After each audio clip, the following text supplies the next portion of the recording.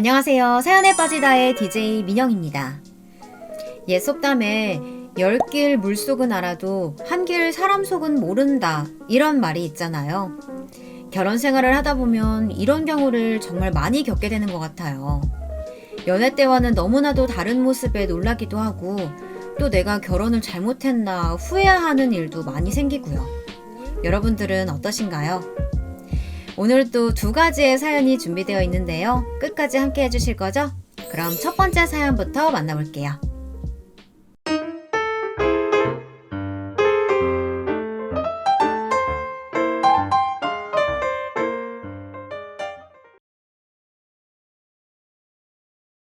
안녕하세요. 저는 결혼 2년 만에 남편과 시댁에서 도망치듯 이혼한 30대 여성입니다. 지금은 결혼 전처럼 제가 하고 싶은 것을 즐기며 즐겁게 지내고 있어요. 최근까지 저는 정말이지 조금도 생각하고 싶지 않았던 결혼 생활을 까맣게 잊고 살았습니다. 그런데 우연하게 전 남편이란 작자를 만났답니다. 그 때문에 좋지 않았던 과거의 기억이 다시금 생각나서 이렇게 사연을 쓰게 되었어요. 그날은 거래처 사람들을 만나고 돌아오는 길에 커피나 마실까 싶어서 카페에 들렀어요. 그런데 어떤 남자가 저한테 말을 걸더군요. 저는 못 들은 척하고 싶었지만 엄청 강한 힘으로 제 팔을 잡아 돌려 세우는데 진짜 소리를 지를 뻔했답니다. 그 남자는 서슬이 시퍼런 눈빛을 하고 저를 노려보고 있었죠. 미친 사람인가 싶었는데 가만히 보니 전 남편이더군요. 솔직히 저한테 먼저 말을 걸어온 것이 아니라면 전혀 알아볼 수 없을 정도더라고요. 연애 시절부터 결혼 기간 내내 남한테 보여주는 것을 제일 신경 썼던 사람이 맞나 싶을 정도로 아주 초췌한 모습을 하고 있었거든요. 저는 자기랑 이야기 좀 하자고 붙잡는 전 남편을 뿌리치고 한 번만 더 손대면 신고하겠다는 말을 남기고 그대로 카페를 나섰죠. 전 남편의 손이 닿았던 곳을 몇 번이나 털어내고는 급하게 차에 오른 저는 정신없이 회사로 돌아왔답니다. 주차장에서 차를 세운 저는 한참을 빠르게 뛰는 심장을 가라앉히기 위해 몇 번이나 심호흡을 해야 했죠. 전 남편과의 연애 시절은 그리 나쁜 편은 아니었습니다. 다정함이란 단어가 사람으로 태어난다면 이 남자가 아닐까 생각이 들 정도로 제게 아주 잘해주었거든요. 무엇을 선택하든 제 이야기를 들어주고 제가 조금이라도 불편해하는 모습을 보이면 바로 돌아서서 나올 정도로 제 감정 변화에 신경을 많이 써주었어요. 그렇다고 오해하시면 안 되는 것이 제가 머리에 똥만 찬 사람처럼 막무가내로 굴었던 것은 아니었어요. 저도 개인사로 인해 집에서 눈치를 좀 많이 보고 자랐거든요. 따로 눈치 준 사람도 없는데 말이죠.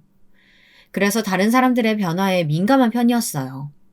친구들도 그런 저에게 사람 기분을 잘 살핀다고 말했었죠. 그런 저보다도 전 남편은 더 저를 신경 쓰고 챙겨주었답니다. 저는 재혼 가정에서 태어났어요. 어머니는 무려 20살이나 차이 나는 지금의 아버지와 결혼하셨고 덕분에 제게는 어머니가 다른 오빠들이 둘이나 있었죠. 나이 차이 많이 나는 오빠들이 딱히 저를 밀어내고 미워했던 기억은 없었어요. 애시당초 함께 얼굴 보고 이야기할 시간이 없었거든요. 오빠들은 기숙사 생활을 주로 했었고 대학을 가서는 해외 유학을 가버렸으니까요. 그런데 어쩌다 한번 집에 온 날은 정말 하루 종일 숨이 막힐 정도로 눈치만 보게 되더라고요. 딱히 저한테 뭐라고 한 적도 없는데 말이에요. 초등학생이 되면서 저는 사람들이 어머니와 저를 두고 뭐라고 이야기하는지 알 수 있었습니다. 돈 보고 늙은 영감이랑 사는 꽃뱀인 우리 어머니, 그리고 진짜 친자식이 맞는지 의심스럽다는 저. 그 소리가 참 듣기 싫어서 학교도 가지 않겠다고 떼를 쓴 적도 있었는데요. 그것도 점점 무뎌지더라고요. 하여튼 이런 저의 가정사를 전 남편에게 이야기한다는 것이 쉽지만은 않았습니다. 정말 좋은 남자였고 진짜 결혼한다면 이런 사람과 하고 싶다는 생각이 들 정도의 남자라서 오히려 말이 잘 나오지가 않더라고요. 혹시나 저의 이런 가정사가 전 남편에게 꼬리표처럼 따라다니면 어떻게 해야 하나 걱정이 되기도 했고요. 그리고 제 이야기를 듣고 헤어지자고 한다면 그것은 그거대로 꽤 상처가 되겠다 싶기도 했답니다.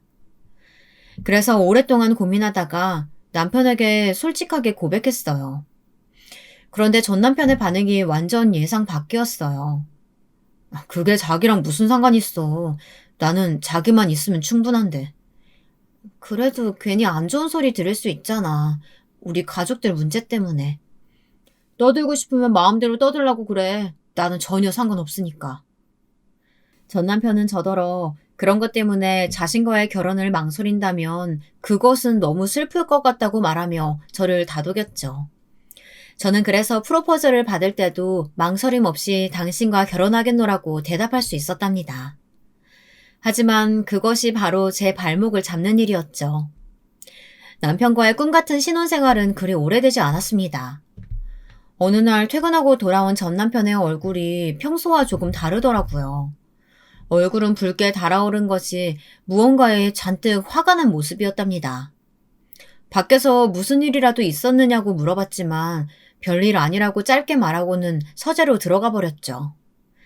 그런 얼굴은 처음이라 저도 마음에 좀 걸리기는 했는데 한두 살 어린아이도 아니고 쫓아다니며 달래고 어를 필요가 있겠나 싶어 모른 척 했습니다. 다음날 아침이 되니 언제 그랬냐는 듯이 멀쩡하게 웃으며 출근하길래 그냥 넘기길 잘했다 싶었죠.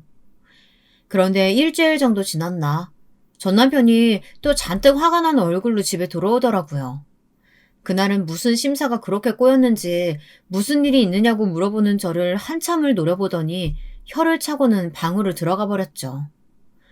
저는 너무 기가 차서 이게 지금 무슨 상황인가 싶더라고요. 아니 제가 뭘 했다고 저를 노려보고 혀를 차는지 그 이유가 미친 듯이 궁금해졌죠. 그래서 남편을 따라 들어가며 물어봤어요. 밖에서 무슨 일 있었어?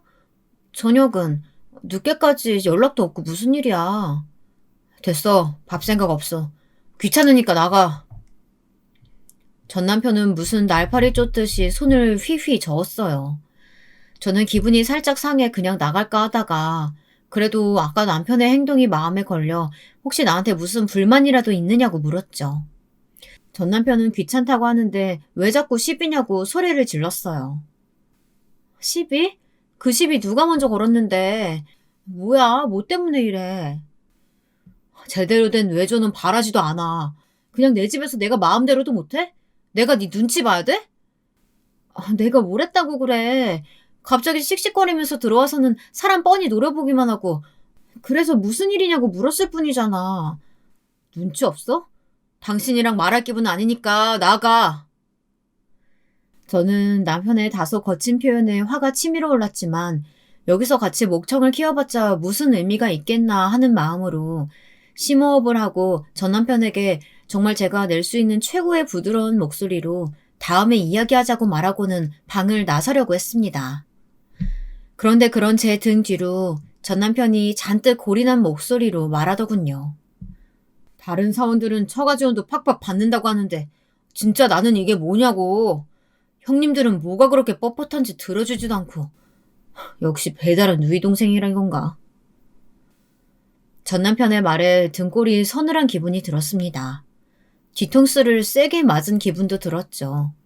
제가 꼼짝도 못하고 제자리에 굳어있는 것이 보이지도 않는지 전 남편은 더 큰 목소리로 중얼거렸어요.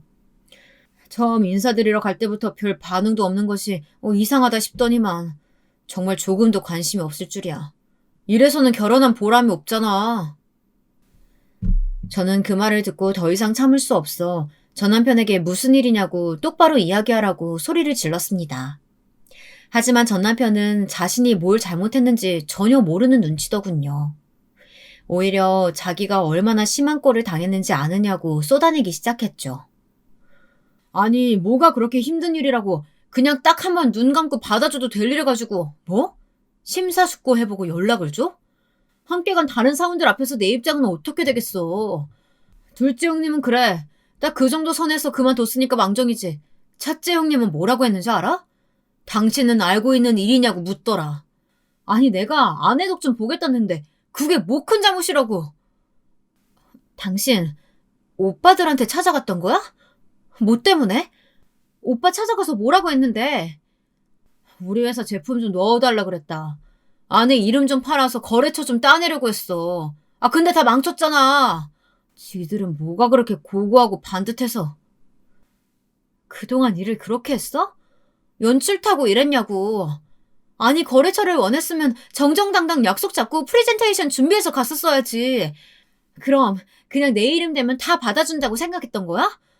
누가 회사 일을 그렇게 결정하는데, 요즘 같은 시대에. 화가 난 제가 따지고 들자 전 남편은 어디서 꼬박꼬박 말대꾸냐고 더 화를 냈죠. 그렇게 한바탕 한 저희는 그날 각방을 사용했습니다. 전 남편은 자기 분이 풀리지 않는지 몇 번이나 숨을 몰아쉬더니 밖으로 나가버렸죠. 저 역시도 화가 정리되지 않아서 안방에서 심호흡을 하며 흥분을 가라앉히기 위해 노력했어요. 전 남편은 새벽이 되어서야 들어오더라고요. 저는 아는 척도 하지 않고 두 눈을 꼭 감고 잠을 청했답니다. 다음 날이 되자 출근 준비로 정신없던 저는 전 남편은 안중에도 없고 그 길로 집을 나섰습니다. 하루 종일 전 남편에게서는 연락 한 번 없었죠. 결혼하고 나서 첫 부부싸움이 고작 이런 일 때문이라는 사실이 못 견디게 화가 나기도 했고 또 서글픈 마음이 들기도 했습니다. 남편이 제 배경에 무언가를 바라고 있다는 것은 정말이지 상상도 못했던 일이거든요. 그런데 저녁에 퇴근을 하는데 집이 환하게 밝더라고요. 전 남편이 먼저 들어왔나 싶어 현관을 열고 들어갔더니 식탁에는 완벽한 저녁까지 세팅이 되어 있었죠. 여보, 미안해. 내가 어제 말이 너무 심했지? 전 남편은 제 눈치를 살살 보더니 곁으로 다가와서는 자신이 해서는 안 될 말을 했다고 미안하다고 사과를 하더군요. 그리고는 주절주절 변명을 늘어놓기 시작했어요. 어제 회식에서 술이 잔뜩 들어간 부장님이 전 남편 동기 중 한 사람을 가리키며 새로운 거래처도 턱턱 잘 잡아온다고 칭찬을 엄청 했는데 하필 그 사람이 전 남편과 나름 경쟁 관계의 사람이라 짜증이 좀 났다고 하더군요. 그런데 알고 봤더니 그 동기가 처가 인맥을 동원해 거래처를 따왔다는 소문을 듣고 더 화가 나 저에게 화풀이를 했다고 말이죠. 그 말 같지도 않은 변명을 듣고 저는 정말이지 숨이 턱 하고 막히더군요. 이런 사람이었나, 연애할 때는 몰랐는데 이렇게 찌질한 인간이었나 싶은 생각이 머릿속을 스치고 지나갔어요. 아니, 자기 경쟁자가 칭찬을 받고 인정을 받으면 스스로 더 잘할 생각을 하던가. 물론 짜증이야 날 수 있지만 그걸 저한테 화풀이한다는 것이 말이 되냐고요. 하지만 전 남편은 그 말을 하면서 손이 발이 되도록 싹싹 빌더라고요. 다시는 그런 말을 하지 않겠다고 하는데 그 모습에 또 마음이 약해지기도 하더군요. 저는 앞으로 그런 식의 말하는 일은 없었으면 좋겠다고 하면서 그냥 넘어가기로 했습니다. 그런데 그게 시작이었어요. 그 뒤로 남편은 그때처럼 말을 함부로 하지는 않는데 묘하게 사람을 좀 긁는다고 해야 하나? 화를 내기에는 내가 속 좁아 보이고 그렇다고 넘어가자니 짜증이 나는 딱 그런 상황을 종종 연출하더군요. 하루는 함께 저녁을 먹고 소파에 나란히 앉아 TV를 보고 있었어요. 평소에는 저도 전 남편도 일거리를 가져와 전 남편은 서재에서 저는 거실에 앉아 일을 했었을 텐데 그날은 둘 다 빈손으로 들어와 덕분에 정말 오붓한 시간을 보내고 있었죠. TV에서 유명한 셰프가 운영하는 오마카세에서 저녁 먹는 장면이 나오고 있었는데요. 진짜 방금 저녁을 먹었는데도 입에 침이 고일 정도더라고요. 야, 진짜 기막히게 잘 나온다. 우리 엄마도 저 음식 엄청 좋아하는데. 우리 예약 잡고 부모님 모시고 갈래? 어머님이 좋아하셔? 그럼 가면 되지. 우리 아버지도 저 가게 엄청 좋아하셔. 아버지 말씀에 가게도 깔끔하고 음식이 정갈하다는 인상을 주는 곳이라고 늘 칭찬만 하셨어. 당신이 이야기해서 그런가? 오랜만에 우리 부모님도 모시고 가면 좋겠다. 장인어른이 저기서 식사를 하셨다고? 무슨 수로? 아니, 언제? 순간 전 남편의 말투에서 뭔가 쎄한 기분이 들어 힐끗 바라보았어요. 전 남편은 의외라는 표정으로 저를 바라보더니 시골에 계시면서 언제 가보셨냐고 물어보더라고요. 저희 부모님은 제가 사회생활을 시작하는 시점에 은퇴를 하시고 시골로 내려가셨거든요. 사람 많은 곳은 딱 질색이라고 하시면서 자신들의 로망이나 실현하겠다고 하셨죠. 그래서 지금은 소소하게 농사도 지으며 전원 생활을 즐기시는 중이었어요. 물론 인프라가 잘 되어 있지 않은 것을 이유로 저와 오빠들은 엄청 반대를 했지만 두 분의 고집을 꺾이는 역부족이었죠. 그나마 주치의 선생님께서 그 근방에 살고 계시다는 것 하나에 지금은 안심하고 있지만요. 당시 전 남편은 저희 부모님께서 어떤 일을 하셨는지 잘 모르고 있었어요. 제가 말하지 않은 것도 있고 이미 은퇴하고 전원 생활을 즐기시는 분들인데 굳이 무슨 일을 했었다 하고 소개하기도 좀 그렇더라고요. 그래서 그런지 전 남편은 저희 부모님들이 줄곧 농사만 지은 그런 분들인 줄 알고 있었죠. 저게 뭐 그렇게 대단한 거라고. 한두 푼 하는 음식도 아니고 무려 유명 셰프의 오마카세야. 그저 그런 평범한 음식점과는 차원이 다른 것이잖아. 그런 음식점을 장인어른이 다니셨을 리 없겠다 싶어서 그러지. 말이 좀 그렇다. 왜 우리 아버지가 다니셨을 리 없다고 딱 단정지어서 말해? 장인어른 계신 곳이랑 여기까지 거리가 얼만데 그 거리 왕복하시기는 힘들지 않을까 하는 뜻에서 하는 말이지. 왜 그렇게 민감하게 받아? 나는 단순히 궁금해서 하는 말이었는데. 전 남편은 마치 제가 꼬투리라도 잡으려고 덤비는 사람 마냥 취급하며 상황을 넘기려고 했죠. 저는 기분이 나빠 입을 꾹 다물었어요. 전 남편은 다시 보니 별로인 곳 같다고 하면서 시부모님 모시고 가는 곳은 따로 알아보겠다고 하더군요. 그 뒤로 거실은 차가운 침묵 속에 TV 소리만 울렸습니다. 한때는 제가 괜히 예민하게 반응하는 것 아닌가 고민을 하기도 했어요. 그냥 가볍게 던진 말인데 그걸 못 받아들이는 것은 아닐까 하고 말이죠.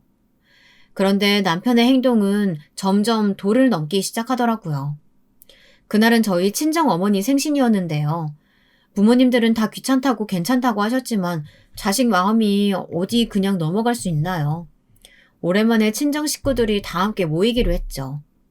오빠들이 레스토랑 예약을 하겠다고 해서 제가 부모님 편하게 지내실 숙소를 책임지기로 했어요. 마음 같아서는 집으로 모시고 싶었지만 두 분 다 자식들이랑 있으면 괜히 눈치 보이고 불편하다고 하셔서 호텔로 잡아드렸죠. 생신 당일 원래라면 반차를 내고 제가 두 분을 모시기로 했는데 갑자기 일정이 꼬이면서 전 남편에게 저 대신 부모님을 모시고 약속 장소로 가달라고 부탁을 했습니다. 전 남편은 흔쾌히 고개를 끄덕였고 저는 바로 부모님이 계시는 호텔 주소를 보냈습니다.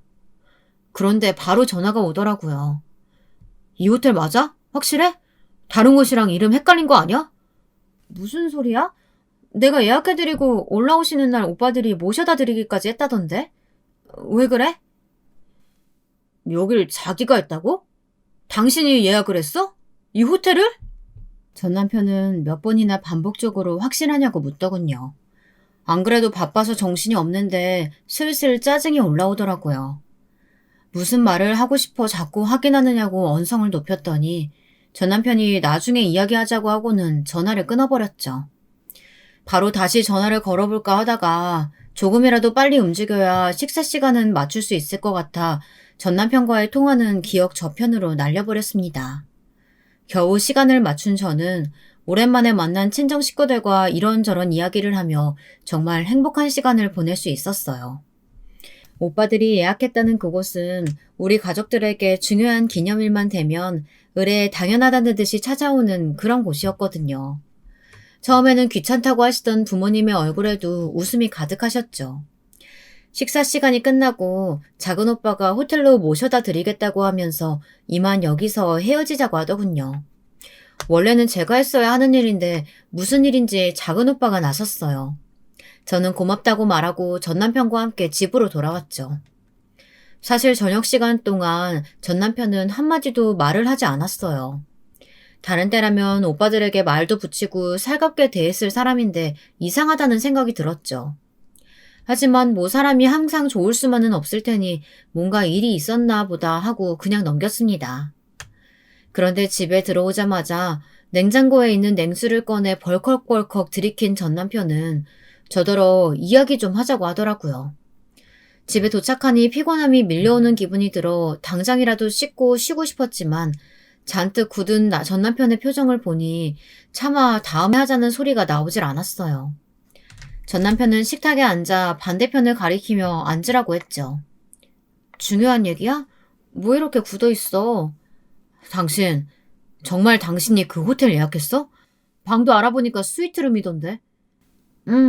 부모님들 올라오셔서 편하게 쉬시다 가시라고 내가 예약했어. 뭐 잘못된 거 있어?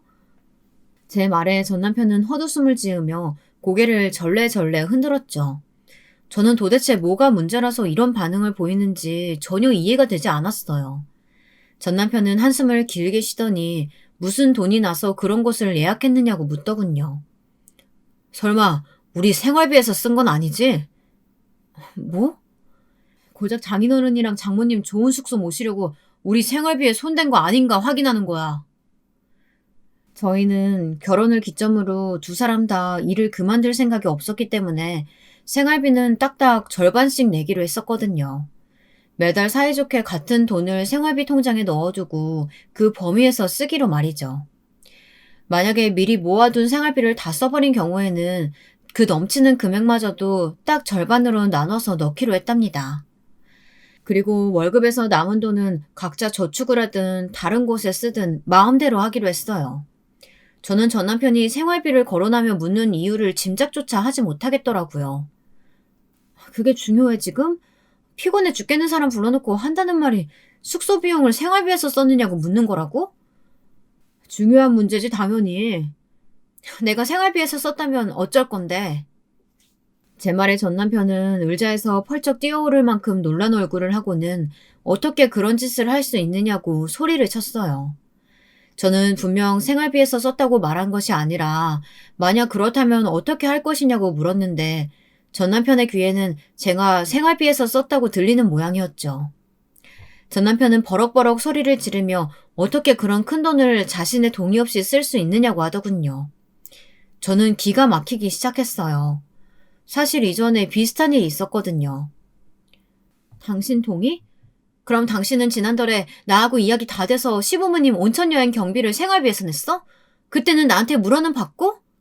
그 경우하고 오늘 일이 같아? 뭐가 다른데? 당신도 아버님 어머님 편하게 지냈으면 좋겠다는 마음으로 준비했잖아. 나도 그래. 오랜만에 서울까지 오셨는데 불편한 점은 없으셔야 되지 않을까 싶어서 준비했어. 우리 부모님이야 그런 곳에 익숙하신 분들이고 장인어른이랑 장모님은 아니잖아. 아니 숙소라고 하면 잠자는 곳이라고 생각밖에 못하실 분들한테 스위트룸이 가당키나 해? 아깝게 뭘 그런 것을 예약하냐고. 야, 너 말 다 했어? 가당키나 하냐고? 아니 우리 부모님은 그런 곳에서 주무시면 안 되는 그런 사람이야? 어떻게 그런 말을 해? 그런 의도가 아니잖아. 평소에 지내시던 곳이랑 차원이 다른 곳일 텐데 더 불편하지 않으셨을까 뭐 그런 말이지. 그리고 너라니 아무리 울컥해도 남편한테 너가 뭐냐? 남편은 어이가 없다는 얼굴을 하고 저를 바라보았죠. 저는 너무 화가 나서 머리가 터질 지경이었어요. 우리 부모님을 도대체 뭐로 알고 있어서 이런 말들을 쏟아내는지 정말 전 남편의 뇌 속이 궁금할 정도였죠. 저는 이를 악물고 부모님들 호텔비는 내 돈으로 했으며 생활비와는 일체 관련이 없다고 선언했어요.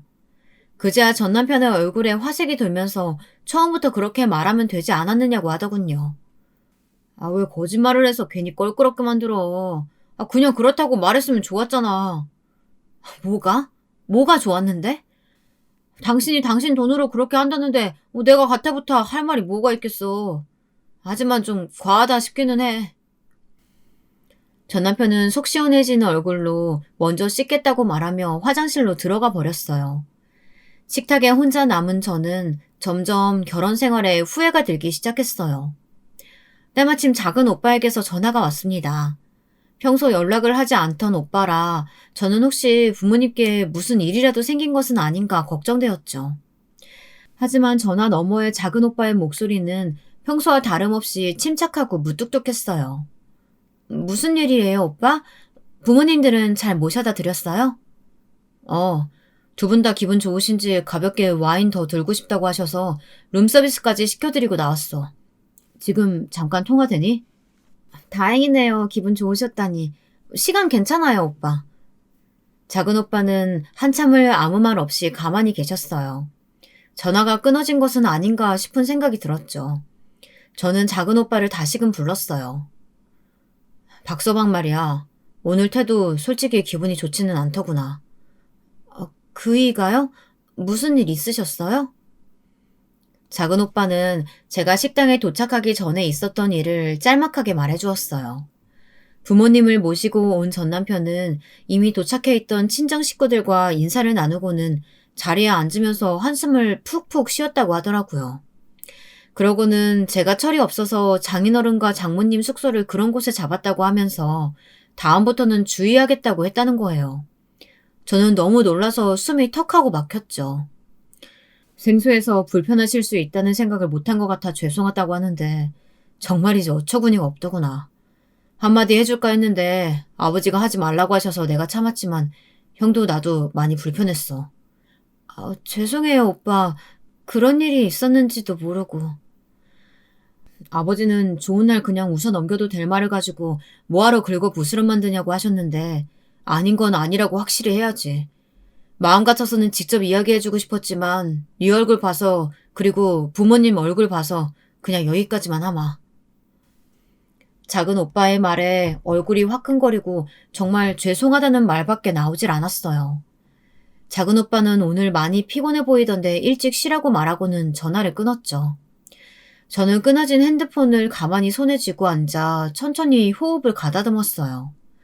작은 오빠의 통화는 물론 방금까지 전 남편과 나누던 이야기가 다시 머릿속에 지나갔죠.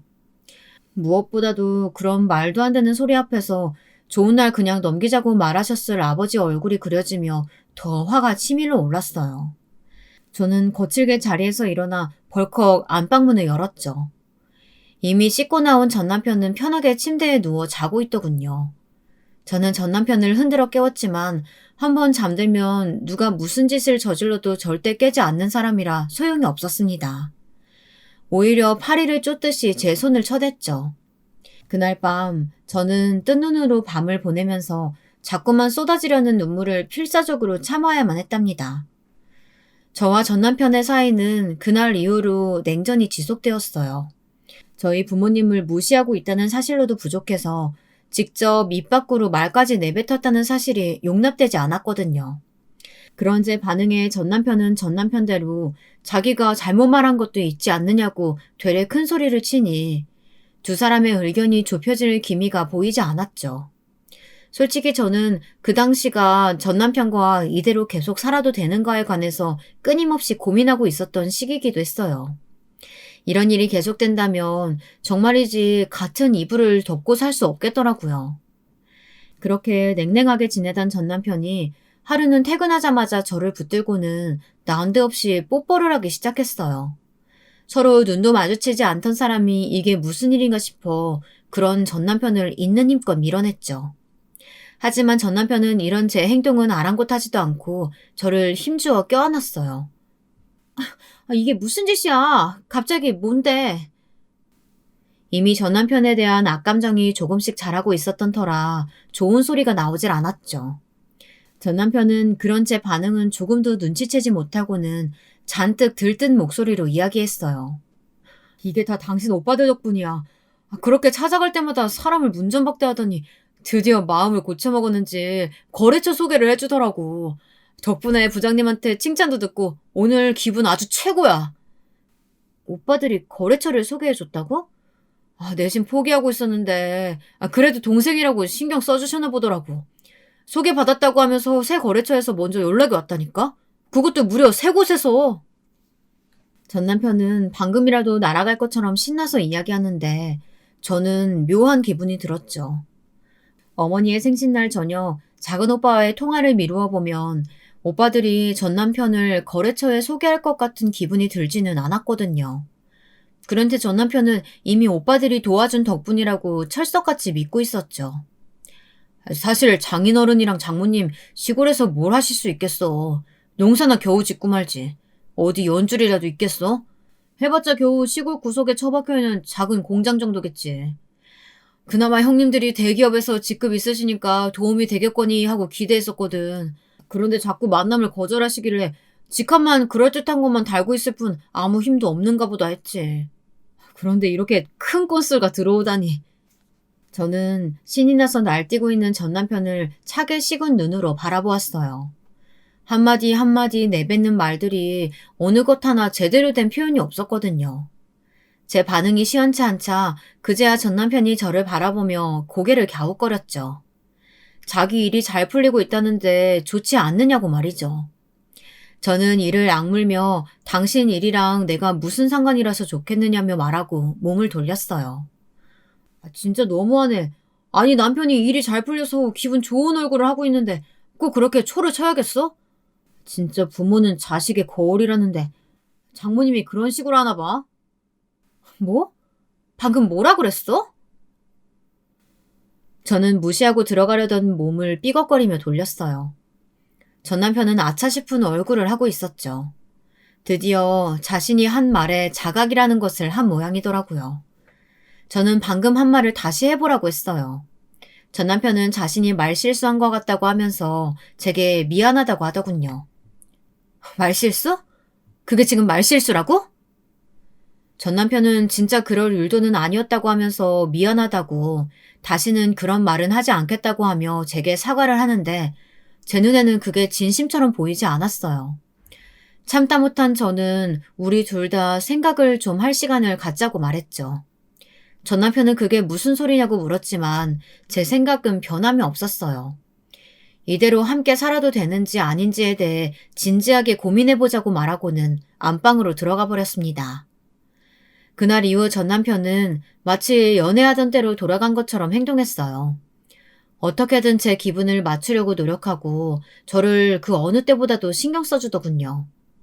심지어 우리 부모님께도 매일같이 전화드리고 오빠들에게도 종종 연락을 하는 것 같았죠. 전 남편은 자신의 행동에 제가 마음을 고쳐먹을 거라고 확신하고 있는 것 같았지만 오히려 저는 반대였어요. 오히려 더 정이 떨어지는 기분이었죠. 연애 시절 그 모습들이 다 연기였다는 것이 확실했으니까요. 그리고 그런 제 생각을 확고하게 해주는 그런 사건이 터지고 말았는데요.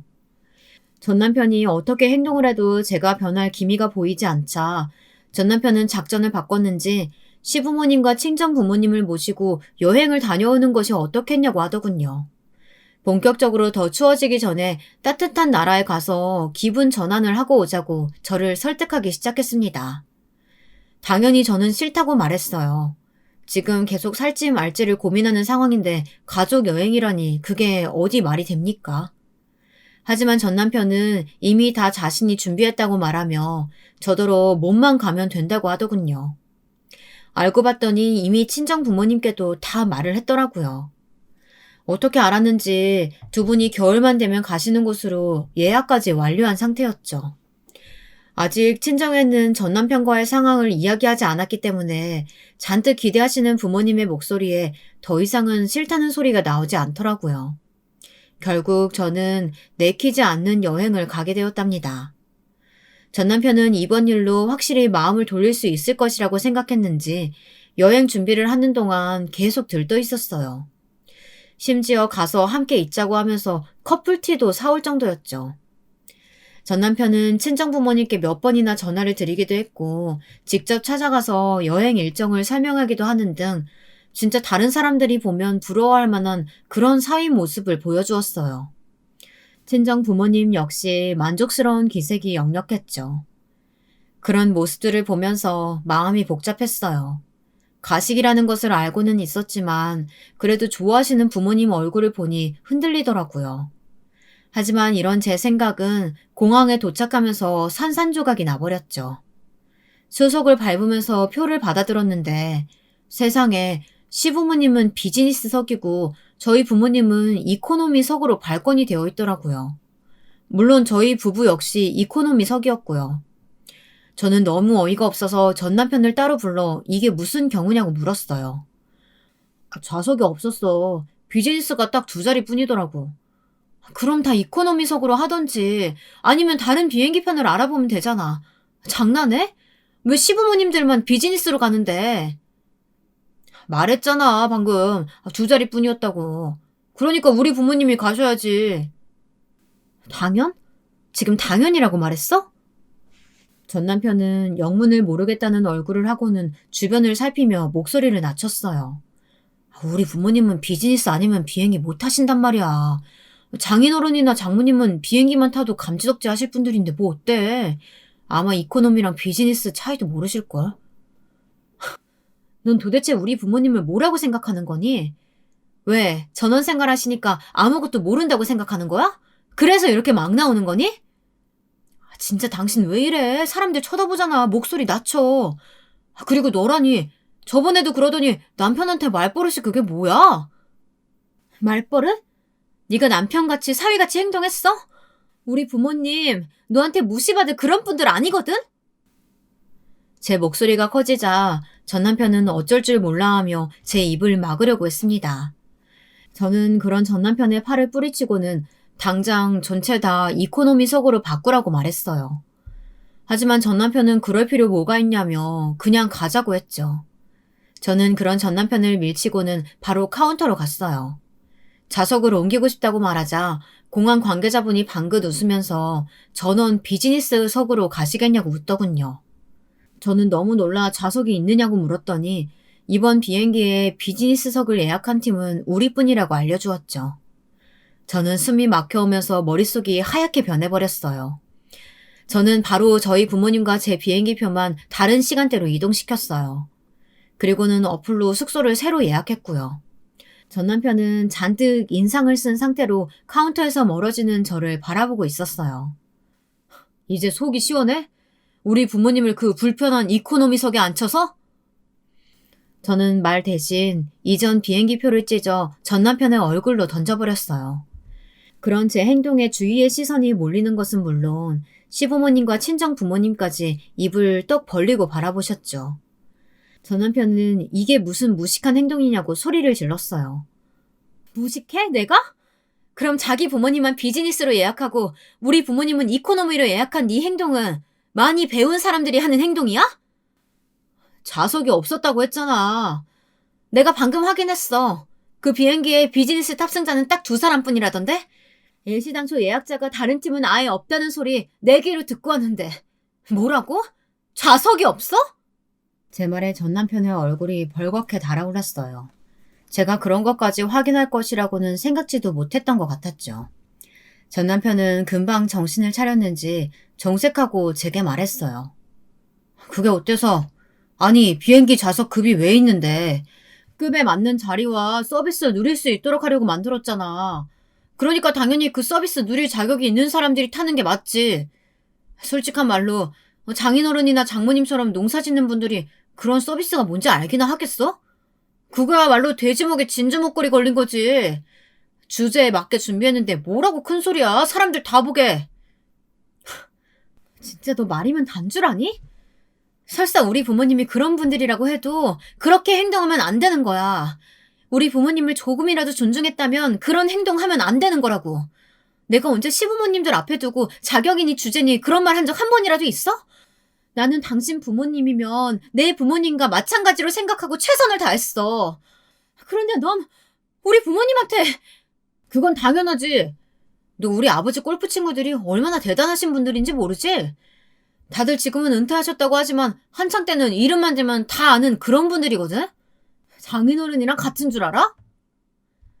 저는 더 이상 이 유치한 말싸움은 그만둬야겠다는 생각이 들었습니다. 전 남편이랑 이야기를 하면 할수록 점점 더 제가 바보가 되어간다는 느낌을 지울 수가 없었죠. 저는 전 남편에게 너는 너희 부모님이랑 여행을 가라고 하고는 친정 부모님을 모시고 자리를 옮기려고 했습니다. 전 남편은 어딜 가느냐고 제 팔을 강하게 잡았어요. 그때였습니다. 저와 전 남편이 하는 행동을 가만히 보고만 계시던 아버지께서 전 남편의 손을 거칠게 떼어냈어요.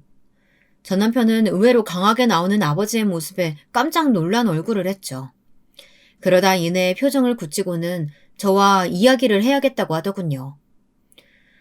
더 이상의 이야기는 필요 없을 것 같군. 내가 사람을 잘못 봐도 한참을 잘못 봤어. 그래도 우리 애한테는 잘한다고 생각했는데 지금 보니 그런 것도 아닌 것 같고. 아버님은 좀 빠져 계세요. 저는 지금 제 아내랑 이야기를 좀 해야겠거든요. 아니, 우리 애 더 이상 자네하고 할 말 없네. 앞으로 영원히. 단호한 친정아버지의 말에 전 남편의 얼굴이 험악해졌어요. 저는 그런 친정아버지 앞을 막아서며 전 남편에게 이혼서를 보낼 테니 사인하라고 말하고는 돌아서려고 했죠. 전 남편은 누구 마음대로 이혼이냐며 저를 붙들었고 친정 아버지께서는 불같이 화를 내시며 어디다 손을 대느냐고 소리를 지르셨어요. 그런 친정 아버지의 모습을 처음 본 저는 너무 놀라 멍하게 바라볼 수밖에 없었죠. 계속되는 소란에 공항 관계자가 다가와 무슨 일이라고 묻더군요. 친정 아버지께서는 관계자의 귀에 대고 무언가 중얼거리셨고 사색이 된 관계자 중 한 분은 바로 연락을 취하겠노라고 말하곤 쏜살같이 사라졌어요. 그리고 다른 분들은 전 남편이 더 이상 제 주변에 오지 못하게 동선을 막아서고 있었죠. 주변 사람들이 다 쳐다본다고 제게 뭐라고 할 때는 언제고 전 남편은 소리를 지르며 자신을 막아서는 분들에게 항의를 했어요. 곧 달려갔던 관계자가 다른 분들과 함께 헐레벅덕 뛰어오셨어요. 윗선을 데리고 온 것 같았죠. 회장님, 공항에 오셨으면 미리 연락을 주시지 그러셨어요. 사위가 준비한 가족여행이라기에 딱히 연락할 필요가 뭐가 있을까 싶었지. 간단한 이야기는 전달받았습니다. 아가씨께서 비행기 시간 옮기셨던데 그때까지 라운지로 올라가서 좀 쉬시겠습니까? VIP 라운지에 자리 따로 마련했습니다. 친정아버지는 고개를 끄덕이며 자리를 옮기겠다고 말씀하셨죠. 전 남편은 어리 빠진 얼굴로 저와 친정아버지 그리고 관계자들을 바라보며 상황 파악을 열심히 하는 중이었어요. 저는 친정아버지께 금방 올라갔겠다고 말씀드리고는 전 남편 앞에 섰죠. 전 남편의 얼굴은 시시각각 변하고 있었어요. 저는 말없이 전 남편이 제 이야기를 들을 준비가 될 때까지 기다리고 있었죠. 이게 지금 무슨 상황이긴. 당신이랑 나랑 깔끔하게 갈라서는 상황이지. 다행히 우리 사이에 아이는 없고 결혼 준비부터 신혼집까지 딱 절반씩 준비해서 말하는 거니까 정리되는 대로 변호사 통해서 전달할게. 그러니까 당신은 이혼 서류에 사인이나 해. 아버님이 회장님? 갑자기 이게 다 무슨 소리야? 당신 나한테 어떻게 그런 일을 숨겨? 전 남편은 입에 거품을 물고 길길이 뛰기 시작했어요. 비록 저희 아버지께서 지금은 전원 생활을 만끽하는 중이지만 사실 해외에 본사를 두고 있는 기업을 이끌고 계셨던 분이셨거든요. 친정 어머니와 만난 이후로 한국으로 들어와 살기 시작하셨고요. 은퇴하시면서도 회사를 가장 잘 이끌어갈 수 있는 사람에게 맡기는 것이 맞는 일이라고 하시면서 가족 승계도 뒤로 하셨던 분이었죠. 제가 다니고 있는 재단 역시 친정 아버지 소유로 제가 제대로 된 일을 할 수 있게 된다면 저에게 물려주실 수도 있다고 하셔 지금 열심히 일을 배우는 중이었고요. 어쩌면 사연을 듣고 계신 분들 중에는 어떻게 그런 일을 숨길 수가 있냐고 하실 수도 있겠죠. 하지만 결혼을 앞두고 있을 시점에는 이미 모든 것을 정리하신 상태였기 때문에 말할 필요가 없다고 생각했거든요. 그게 뭐가 중요해서? 이미 은퇴하시고 노후 생활 즐기시는 분인데 미주알 고주알 과거에 어떤 일 하셨는지 당신한테 다 말했어야 하는 거야? 당연하지. 그런 줄도 모르고 내가 미리 알았더라면. 미리 알았더라면 뭐? 우리 아버지한테 매달려서 뭐 연줄이나 이용해 먹을까 노리고 있었겠지. 하이에나처럼. 이런 인간인 줄 알았으면 처음부터 결혼도 하지 않았어. 내가 얼마나 너랑 결혼한 걸 후회하고 있는지 알아? 제 말에 전 남편은 아무런 대꾸도 없이 골똘하게 무언가 생각하는 눈치였어요. 저는 할 말을 다 마치고 홀가분하게 친정 부모님이 계신 곳으로 움직였죠. 안내를 받아 자리에 앉기도 전에 친정 어머니께서 이미 변호사에게 다 이야기를 해뒀으니 두 번 다시 전 남편을 만날 생각은 하지 말라고 하셨어요. 친정 어머니께서는 차갑게 굳은 얼굴로 한 번은 실수가 되지만 그 행동이 반복되면 그것은 실수가 아니라고 하셨죠. 저 역시 격하게 공감이 되었어요. 저는 친정 부모님께 비록 시작은 나쁘기는 하지만 이왕 여행 가기로 한 거 훌훌 털어버릴 수 있는 그런 여행이 되었으면 좋겠다고 말씀드렸고 두 분도 고개를 끄덕이셨죠. 여행은 나름 즐거웠습니다. 처음에 말한 그대로 모든 것을 다 털어버릴 수 있을 만큼 좋았죠. 하지만 저는 인천공항에 떨어지자마자 이미 소식을 들은 큰오빠에게 불려가 한바탕 잔소리를 들어야 했답니다. 왜 그동안 아무 말도 하지 않았느냐고 화를 내셨죠. 그리고는 직접 제가 일하고 있는 재단 주변의 주택가로 데려가셨답니다. 작은 오빠가 마련한 곳이라고 하더군요. 오빠들은 전 남편을 진작 쳐냈어야 했는데 앞으로 순탄한 생활은 절대 못하게 될 것이라고 무시무시한 말을 남기고는 이혼은 변호사가 알아서 할 테니 전혀 신경 쓸 일 없다고 단호하게 말했어요. 큰오빠는 이미 제 짐을 창고에 고스란히 옮겨두었더라고요. 전 남편과 관련된 것들은 부정타니 절대 새 집으로 들이지 말란 당부도 잊지 않으셨죠. 저는 오빠들의 유난에 오랜만에 크게 웃었답니다. 전 남편을 다시 본 것은 여행에서 돌아온 지 딱 3일째 되는 날이었어요. 재단으로 찾아온 전 남편은 잔뜩 흐트러진 모습이었어요.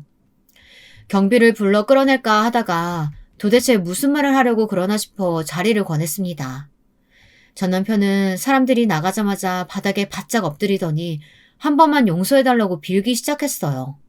너무 놀라 저도 모르게 뒤로 물러섰죠. 내가 진짜 잘못했어. 세상에 완벽한 사람이 어디 있겠어. 그러니까 이번 한번 실수를 생각하고 자기가 용서해주면 안 될까? 내가 진짜로 잘할게. 처가 식구들한테 진짜 잘할 테니까 여보, 우리 다시 시작하자. 내가 이렇게 빌게. 우리 어머니가 그러더라. 한 번은 실수지만 그 이상은 아니라고. 당신 신혼 초반에 나한테 말 실수했다고 하면서 싹싹 빌었었지.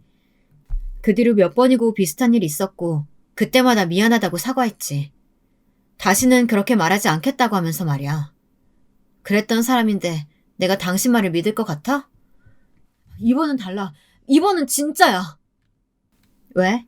우리 아버지가 당신이 깜짝 놀랄 정도의 사람이라서? 전 남편은 아니라는 답변이 바로 나오질 않더군요. 제가 전곡을 찌른 탓이겠죠. 저는 역시 사람은 고쳐 쓰는 것 아니라는 생각을 하면서 충분히 대답이 되었으니 나가달라고 했죠. 하지만 전 남편은 꿈쩍도 하지 않았어요. 저는 사람을 불러 내보낼 수도 있다고 경고했지만 소용없었죠. 그럼 거래처만 돌려줘. 거래처만 돌려주면 이혼도 하고 당신 앞에도 나타나지 않을게. 저는 이게 무슨 개 짖는 소리인가 싶어 전 남편을 빤히 바라보았어요. 전 남편은 갑자기 새로 계약을 했던 거래처는 물론 지금까지 멀쩡하게 거래하고 있던 곳마저도 재계약을 하지 않겠다는 소리를 들었다고 했습니다. 전 남편의 생각에 이 모든 일이 다 저와 관련된 것 같다고 하더군요.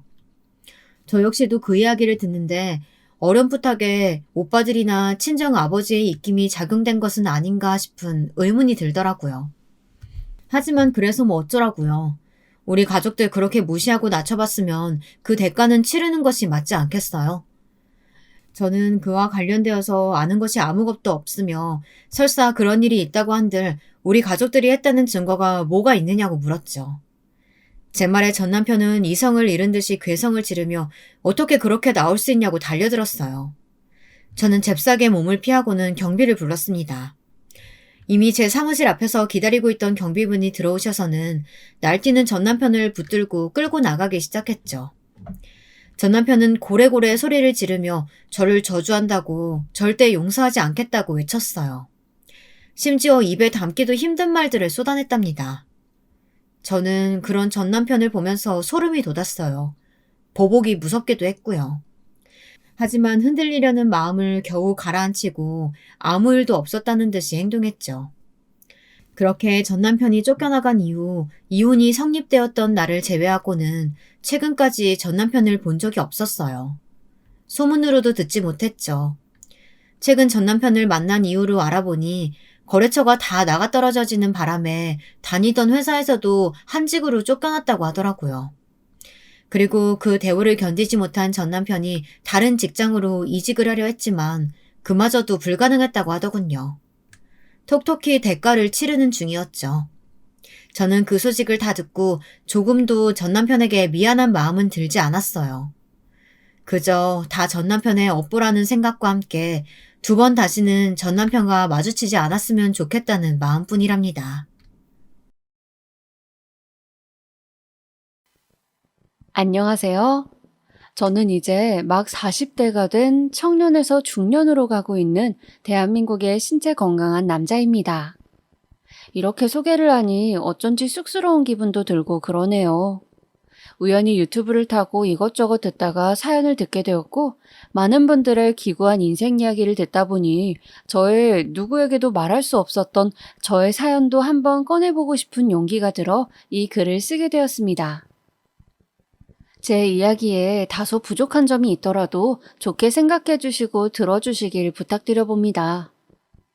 먼저 저의 직업은 편의점 사장입니다.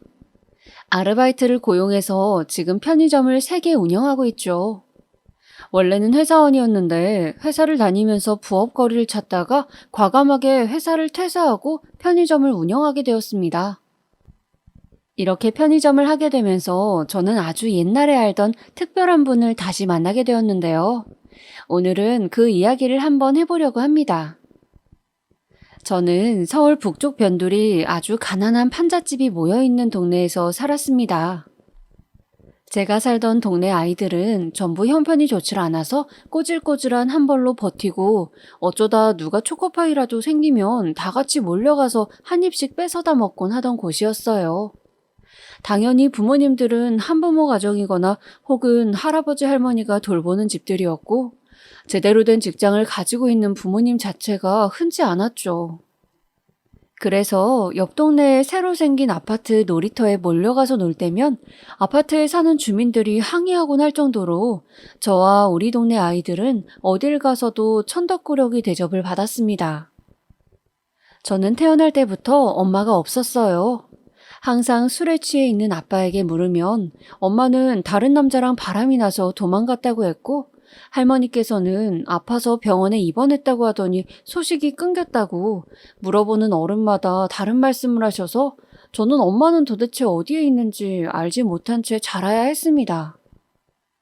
아빠는 저에게 매끼 식사를 챙겨주기는커녕 하루 종일 밖에 나가 있다가 항상 술을 사들고 집에 들어오곤 했어요.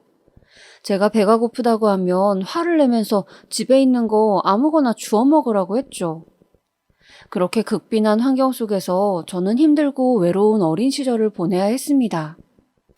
가끔 시골에서 할머니가 오셔서 저를 안쓰러워하며 음식을 챙겨주곤 하셨지만 할머니 역시 저를 도맡아서 키워주실 상황은 되지 않아 아빠와 같이 그렇게 계속 살아야 했죠. 사실 초등학교에 들어가기 전까지는 그냥 우리 동네 애들끼리만 다녔기 때문에 다들 그렇게 사는 줄로만 알았어요. 그런데 초등학교를 들어가 보니 확실히 많이 달랐습니다.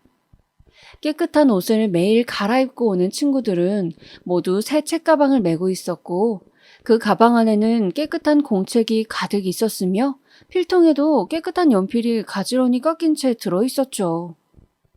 저는 충격을 받았어요. 초등학교 입학식에 많은 부모님들이 꽃다발을 들고 아이와 사진을 찍는 모습을 보고서요. 할머니도 아빠도 아무도 오지 않는 입학식에 꽃다발을 든 아이들 사이로 터벅터벅 걸어서 교정을 나서던 그때 그 기분은 차마 말로 다 할 수 없을 만큼 슬프고 분했습니다. 왜 다른 친구들이 당연하게 누리는 모든 것들은 나에겐 허락되지 않을까? 그 의문이 내내 머릿속을 떠다녔어요. 그렇게 슬픔과 분노로 얼룩진 굳은 표정의 저에게 당연히 친구는 잘 생기지 않았습니다. 같은 동네 아이들 몇 명끼리만 어울려 다닐 뿐이었죠. 혼자의 허름한 행색은 크게 눈에 띄진 않았지만 그렇게 여러 명이 허름하게 하고 몰려다니니 우리는 눈에 띄는 존재가 되어 다른 친구들이 피하는 무리가 됐습니다. 못 사는 아이들, 거지들이라고 수군거리는 소리가 들리는 듯 했고 때국물에 젖은 옷소매가 부끄럽고 김에 밥밖에 없는 도시락이 부끄러워. 그렇게 저는 같은 반 그부들과 말도 나누지 않고 혼자 고립되어 지냈습니다. 그러던 어느 날이었어요. 수업 시간에 담임선생님께서 마니또 게임을 하자고 했습니다. 마니또 게임이란 제가 어릴 적 유행했던 건데 쪽지에 번호를 각자 이름을 써서 큰 통에 넣은 다음 한 명씩 쪽지를 뽑고 그 쪽지에 적힌 이름의 친구를 일주일 동안 수호천사처럼 몰래 도와주는 게임이었습니다. 정체를 들키지 않고 몰래 하는 것이 중요했어요. 저는 누가 걸릴까 내심 궁금하면서도 돈이 없어서 간식도 사다 줄 수 없고 내가 챙겨줄 수 있는 것도 없는데 나중에 마니또가 누군지 알면 싫어할까 잔뜩 걱정을 했습니다. 제가 뽑은 쪽지의 이름은 김민찬이었어요. 아휴, 하필 김민찬이라니. 저는 깊은 한숨을 쉬었습니다. 김민찬은 반에서 제일 왕자 같은 애였습니다. 항상 웃으며 모든 아이들과 친하게 지내고 매일 깨끗한 옷을 입고 멋진 가죽 책가방을 메고 다녔죠. 애들은 민찬이네 집에 가봤는데 옆동에 새로 지은 아파트 제일 큰 평수라며 다들 부러워했습니다. 선생님께서도 우리 민찬이 민찬이 하면서 특별히 청해하는 애였죠. 저와는 마치 빛과 그림자 같이 대조적인 존재였습니다. 저는 뭐라도 해야지 나중에 정체를 밝혔을 때 욕을 안 먹겠다 싶어서 제가 가진 것 중 가장 깨끗한 것을 골라냈습니다. 한 번밖에 쓰지 않은 지우개와 새 공책이었어요. 그 하나뿐인 새 공책을 저는 학교 수업을 마치고 김민찬의 사물함에 몰래 넣어두고 쪽지를 썼습니다. 안녕, 좋은 하루 보내, 너의 마니또가 라고요. 그렇게 저는 일주일 동안 수많은 아이들이 간식을 보내고 선물을 하고 각자의 마니또에게 난리를 필 동안 딱 한 번의 그 선물 말고는 아무것도 하지 못한 채 김민찬의 눈치만 봤습니다. 그렇게 마니또의 정체를 밝히는 금요일이 다가왔죠. 저는 알 수 없는 긴장과 설렘으로 심장이 쿵쿵대는 것을 느꼈습니다.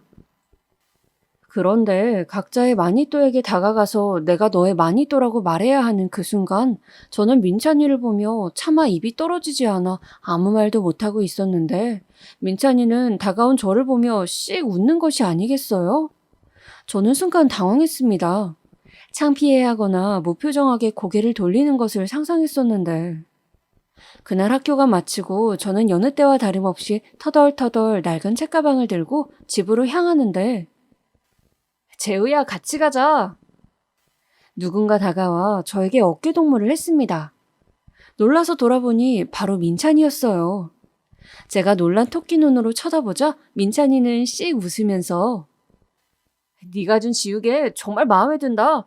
우주선 모양이야. 짱 멋져. 라며 앞으로 친하게 지내자고 했어요. 저는 얼떨결에 응이라고 대답했지만 정말 놀랐습니다. 왕자처럼 항상 친구들에게 둘러싸여 있는 녀석이 나 같은 애한테 친구하자고 다가올 줄 미처 몰랐거든요. 저는 그렇게 민찬이와 둘도 없는 친구가 됐어요. 그 녀석은 정말 잘 웃고 밝은 아이였습니다. 항상 저를 챙겨주고 뭐든 함께 하자고 했어요. 그 어떤 경우에도 저를 무시하거나 함부로 대하지 않았죠. 심지어 우리 집이 궁금하다며 우리 집에 놀러와서 우리 아빠가 술 사오라는 심부름도 웃으며 하지를 않나 저와 함께 집에 굴러다니던 오래된 과자를 맛있다고 먹기도 하는 특이한 녀석이었습니다. 저는 종종 민찬이네 집에도 놀러 가게 됐는데 민찬이 부모님 역시 무척 좋은 분들이셨어요. 특히 민찬이 어머니는 마치 그림책에서나 나올 것 같은 예쁜 분이셨습니다. 언제나 단정하게 원피스를 입고 저희에게 간식이라며 쿠키나 직접 만드신 고구마 마탕 같은 음식을 내어주셨죠. 또 그 집에는 나비라고 고양이가 있었는데 너무 귀여워서 제가 일부러 손가락 장난을 치기도 했었습니다. 저는 동네 도둑고양이들하고 익숙하다 보니 고양이를 좋아했고 잘 놀아줄 수 있었거든요. 고맙게도 그 집 사람들은 제가 더러운 옷을 입고 다녀도 낡은 책가방을 끌고 다녀도 심지어 머리를 감지 못하고 떡진 채로 다녀도 항상 웃으며 맞아주셨습니다. 가끔 민찬이는 작아진 옷이라고 저에게 이 옷은 집이나 동네에서 입으라고 학교에서는 입지 말라고 하면서 깨끗하고 좋은 옷들을 가져오기도 하고 엄마가 같이 먹으라고 싸줬다고 도시락을 2개씩 가져오기도 했어요. 저는 모든 것들이 고맙고 또 고마웠지만 한편으론 동정받는 건 아닌지 속상한 느낌도 들었습니다. 그래도 당장 입을 옷도 없어서 그냥 민찬이 옷도 얻어입고 도시락도 얻어먹으며 지냈던 것 같아요. 무엇보다 저는 민찬이가 항상 저에게 어깨동무를 하면서 씩 웃는 모습을 보는 것이 좋았습니다. 평생 함께하고 싶은 친구라고 생각했어요. 같이 하는 모든 것들이 너무 즐겁고 신났습니다. 그렇게 잘 지내고 있던 어느 날이었습니다. 결국 민찬이와 저를 절교까지 하게 만든 문제의 사건이 터지게 되었죠. 그날도 민찬이네 으리으리한 궁전 같은 아파트에 저는 놀러가 있었어요. 민찬이 아버지가 새로 사주셨다던 로봇을 함께 조립하고 있었습니다. 레고로 만드는 그 로봇은 조각이 아주 작아서 저는 그 조각들을 하나하나 맞추다가 바닥에 흘려 바닥을 돌아다니며 그 파편들을 모으고 있었어요. 민찬이는 레고 몸통을 만드느라 기를 쓰고 있었고 저는 팔 부분을 만들기 위해 바닥을 쓸고 다니고 있었습니다. 민찬이 아주머니는 오늘 좋은 곳에 가시는지 멋지게 차려입고 화장을 하고 계셨습니다. 그런데 화장을 다 끝낸 아주머니가 갑자기 안절부절 못하시면서 온 집안을 돌아다니시는 거였어요. 민찬아, 너 혹시 엄마 귀걸이 못 봤니? 구슬처럼 생긴 진주 귀걸이야. 아주머니는 일본까지 가서 사온 귀한 진주 귀걸이인데 혹시 바닥에서 못 봤냐고 저에게도 자세히 귀걸이를 설명하셨어요. 그러고도 한참을 귀걸이를 찾던 아주머니는 결국 찾지 못했는지 한숨을 쉬시고 외출 준비를 하시더군요. 혹시 하얀색 어른 손톱만한 귀걸이 보거든 챙겨달라는 말씀을 하셨습니다. 저는 그 후에도 민찬이와 한참을 레고 로봇을 만들다가 또 레고 조각을 바닥에 쏟아버려 다리는 집에 가서 만들어 오기로 하고 레고 뭉치를 들고 집으로 돌아왔어요. 그런데 집에 돌아와 술에 취해 잠이 드신 아버지를 피해 레고를 하며 놀려고 봉지를 쏟았을 때 레고 더미들 가운데서 하얗고 빛나는 구슬 같은 것이 보였습니다. 저는 너무 놀라 심장이 멈추는 것 같았어요. 그건 바로 민찬이 어머니의 진주 귀걸이였습니다. 아, 어떡하지? 진짜. 저는 너무 당황한 나머지 등에서 식은땀이 흐르더군요.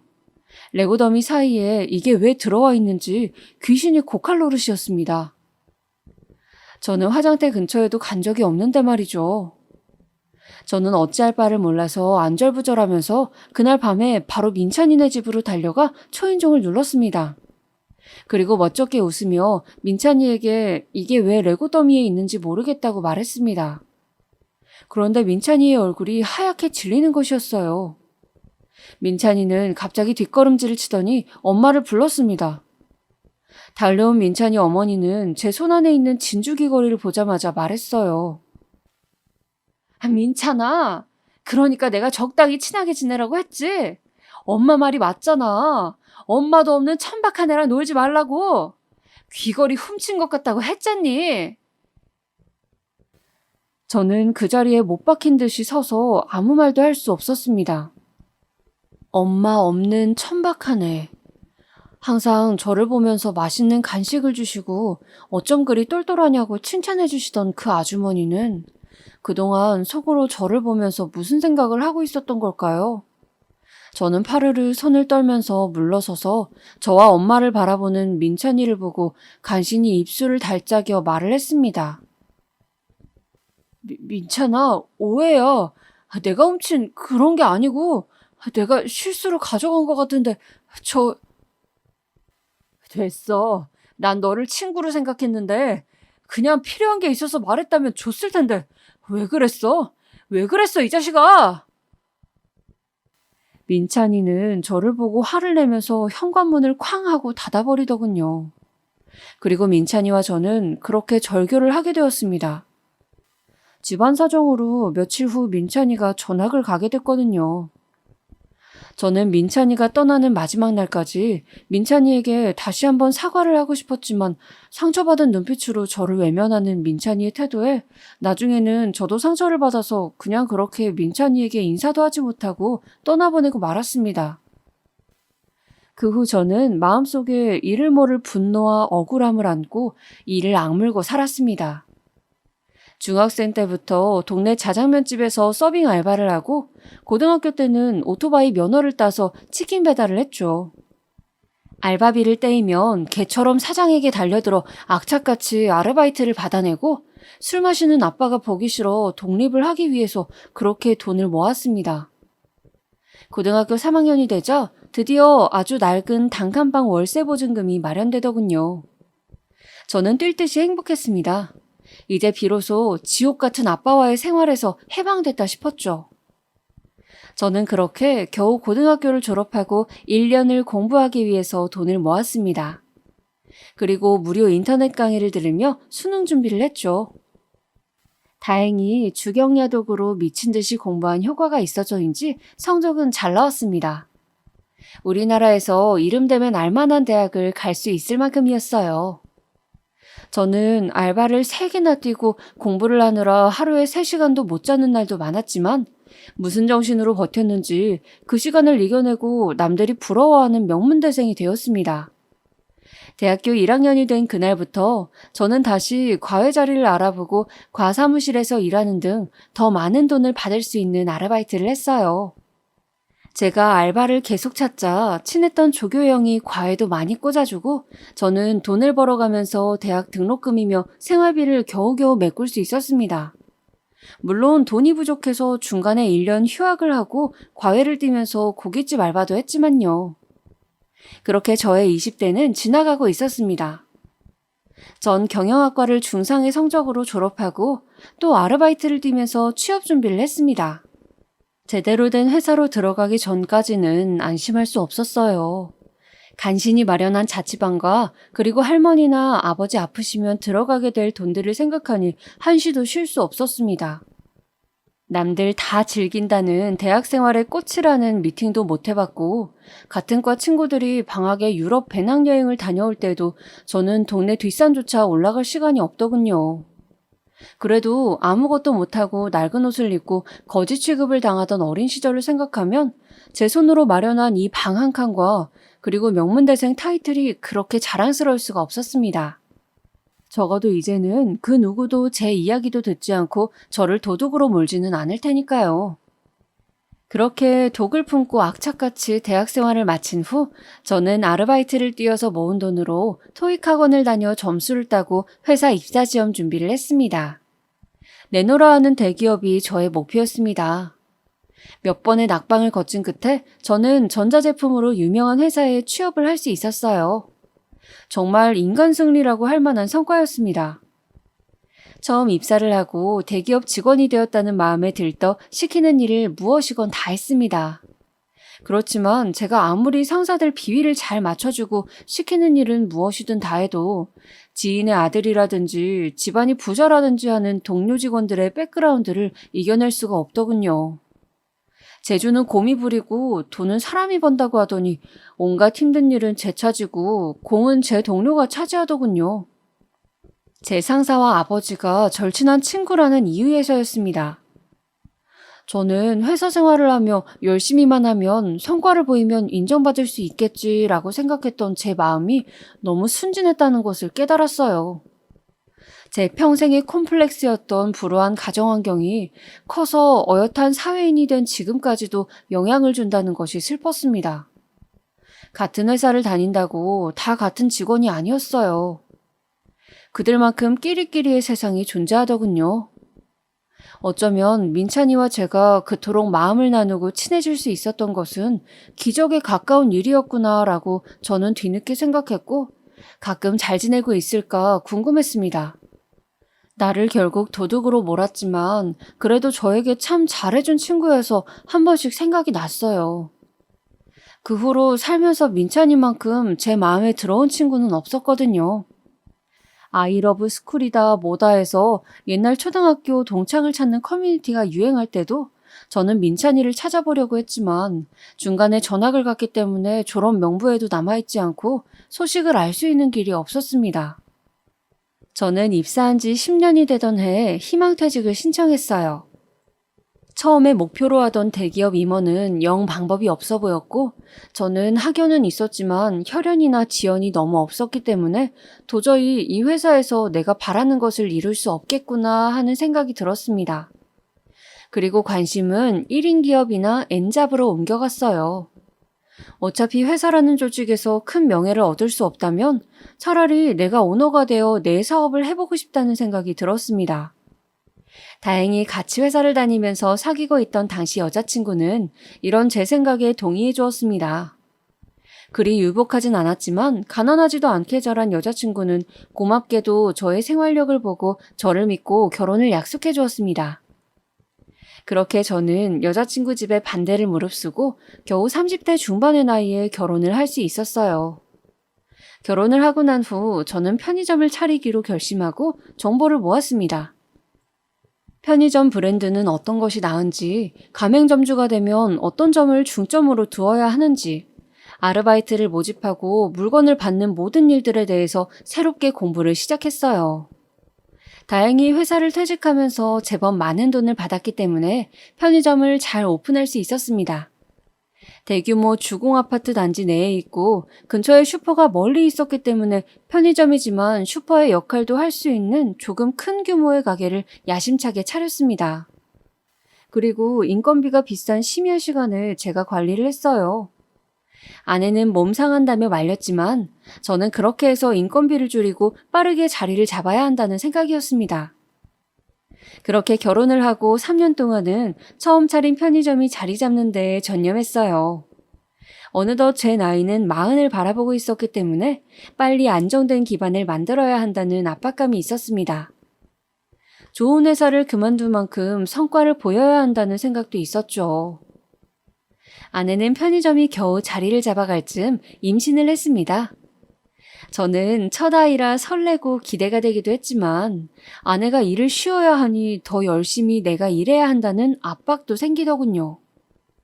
다행히 아내는 회사에서 1년 휴가를 받았고 우리는 처가와 가까이 살고 있었기 때문에 이런저런 도움을 받으면서 저는 심야에 편의점에 나와 계속 일을 할 수 있었습니다. 저녁 10시부터 아침 8시까지 밤에 물건을 받고 창고를 정리하고 가끔 찾아오는 술 취한 손님 때문에 112를 부르는 등의 치닥거리를 하고 나면 몸은 천근만근 무거웠어요. 참 어이가 없었던 게 편의점에 찾아오는 손님들 중 별의별 진상이 다 있더라고요. 제일 성에가 많이 붙은 아이스크림을 기어이 들고 와서 저에게 내밀면서 이것 좀 털어달라고 요구한다거나 가위가 없다는데도 박스테이프를 자르는 가위라도 좋으니 소세지 칼집을 내달라고 하질 않나. 아이가 장난감을 계산 없이 가져가서 혼을 냈더니 우리 무시하냐고 여기서부터 저기까지 장난감 다 사겠다고 엄포를 놓더니 그쪽이 실수했으니 이 장난감을 무료로 달라고 하는 뻔뻔한 사람들도 있었습니다. 편의점은 점점 잘 되어갔지만 저는 사람들에게 너무 치여서 지쳐갔어요. 그런데 언제부터인가 제가 물류를 정리하는 새벽 시간에 박스를 나중에 정리하려고 가게 밖에 쌓아뒀는데 그 박스가 자꾸 없어지는 것이었습니다. 아무래도 동네에 폐지 줍는 분 중 누군가가 주기적으로 박스를 가져가는 듯 했어요. 저는 그냥 내버려둘까 하다가 그래도 누가 계속 가져가는지는 알아야 할 것 같아 어느 날은 박스를 가게 밖에 내놓고 지켜봤습니다. 아니나 다를까 어떤 삐쩍 마른 할머니 한 분이 수레를 끌고 오시더니 박스들을 수레에 담기 시작하는 겁니다. 저는 앞으로 나서서 말을 걸었어요. 저기 할머니, 이거 박스 언제부터 가져가신 거예요? 제 목소리에 그 할머니는 고개를 들어 저를 바라보더군요. 아유, 사장님이세요? 저는 순간 어디선가 본 얼굴인데 하고 생각했지만 떠오르질 않더군요.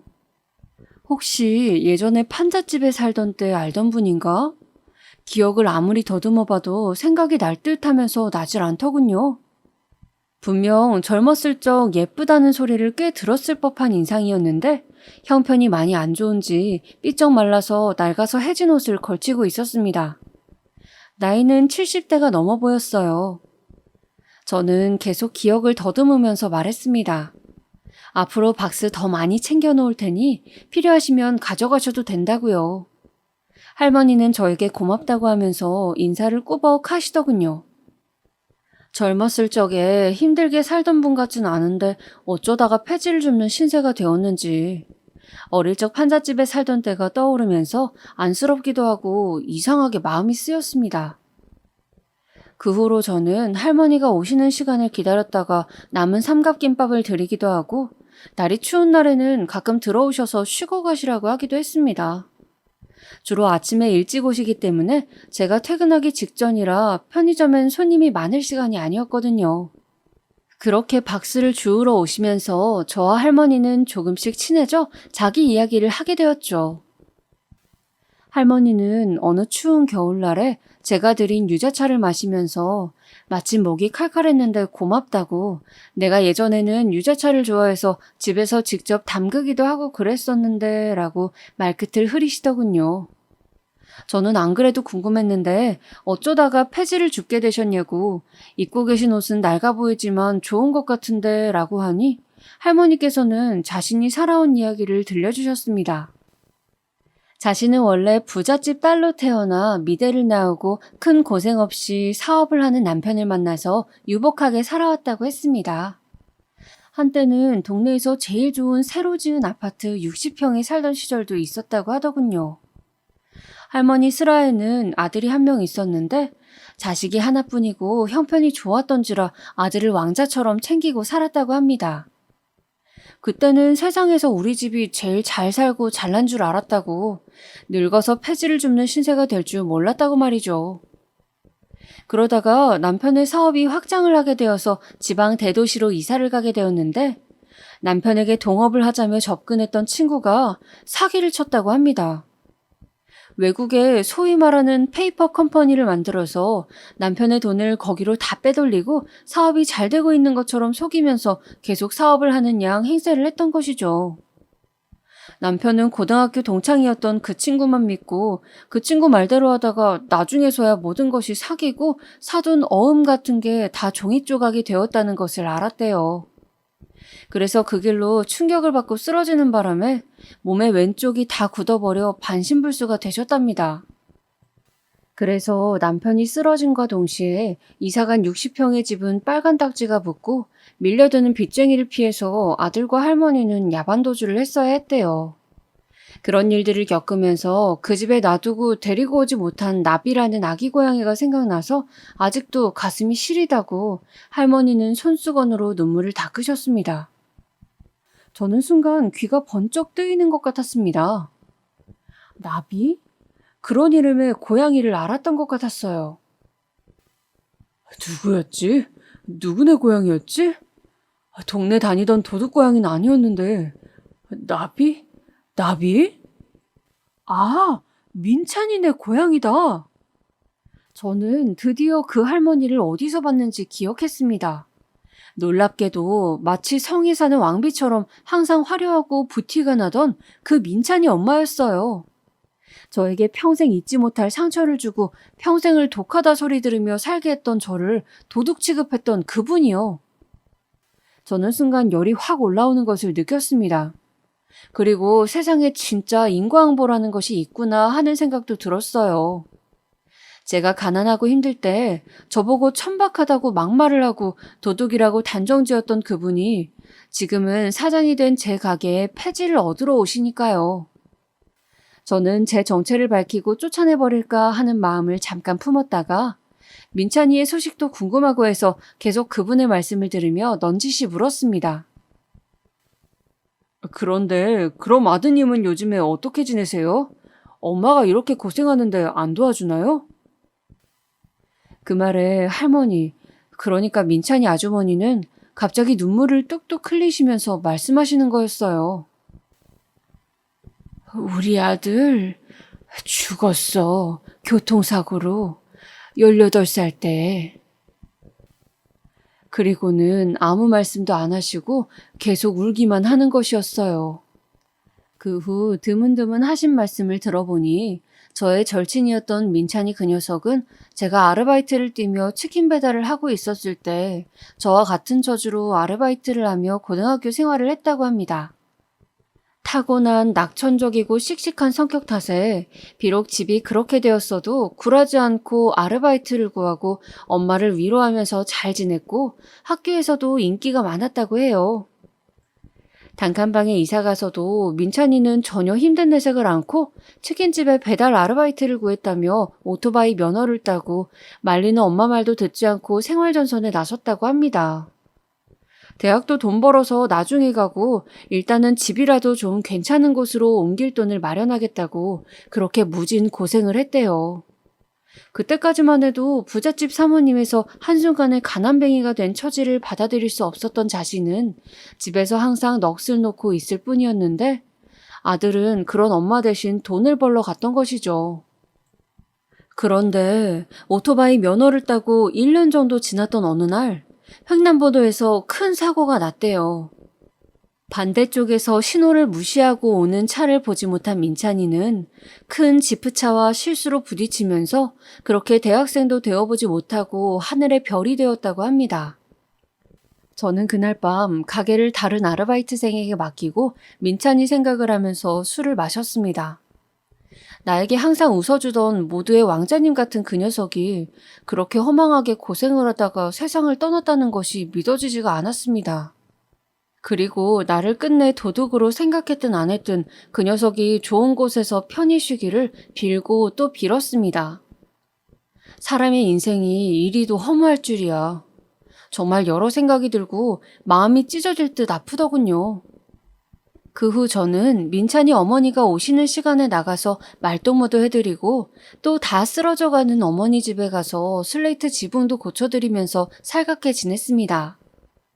민찬이 어머니는 항상 저에게 사장님, 사장님이라고 부르며 정말 고맙다고 우리 아들이 살아있었다면 딱 사장님 또래인데 하고 말끝을 흐리며 슬픈 눈빛을 하곤 했죠. 그러던 어느 날이었습니다.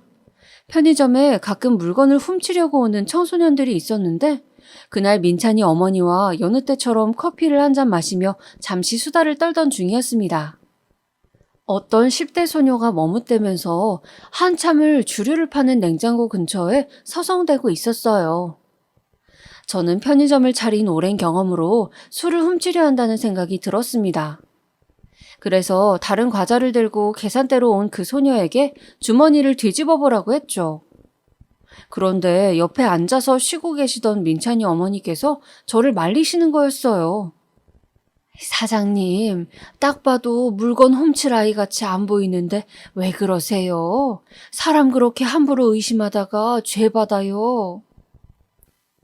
저는 순간 옛날 일이 떠오르면서 화가 나더군요.